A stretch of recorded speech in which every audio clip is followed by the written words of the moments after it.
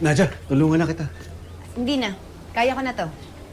Tsaka, anong ginagawa mo dito? Wala naman si Makmak. Hindi naman si Makmak yung sadya ko. Ikaw? Ako? Ano kasi, nagluto ako ng dinuguan tapos nakabili ako ng puto. Baka kung gusto mo, dinalang kita. Hindi ko pa rin kasi nakakalimutan na paborito mo to. Ba't mo to ginagawa, Nonoy? Bakit naman hindi? Ikaw pa rin naman nanay ng anak ko. Tsaka, gusto ko pa rin mapalapit sa'yo, Nadja.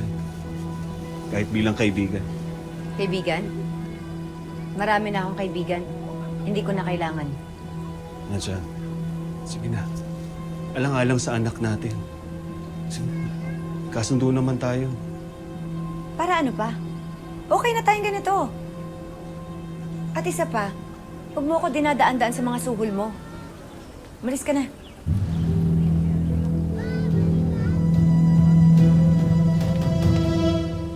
O sige, kung magbago isip mo, iwan ko na lang dito.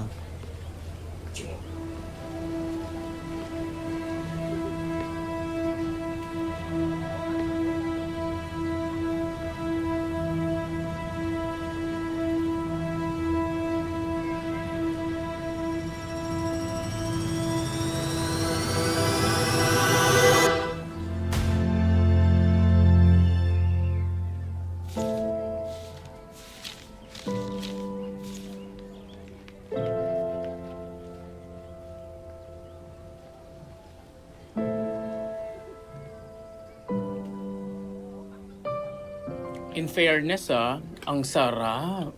Alam mo, forte talaga ni Nonoy ito eh. Sarap. Ay, saka I bet, sinarapan niya talaga to para kay Mother Nadja. Pero dead ma? Oo nga eh. Nadja anak! Ayaw mong tikman tong luto ni Nonoy. Sigurado naman ako, na-miss mo din ito. Eh? Yun lang kaya yung na-miss niya? Ay, I'm sure Mama G meron pang iba. Alam mo na yan. Uy, ikaw talaga ah. Totoo naman. Utak mo dyan. Talaga. Brandon, bakla ka, di ba? Oo naman, Mother. Since birth. Kung since birth bakla ka rin mamamatay.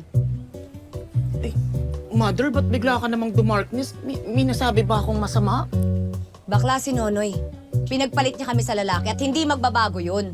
Nadja anak, Kaya pwede ba, wag niyo na akong lokohin kay Nonoy.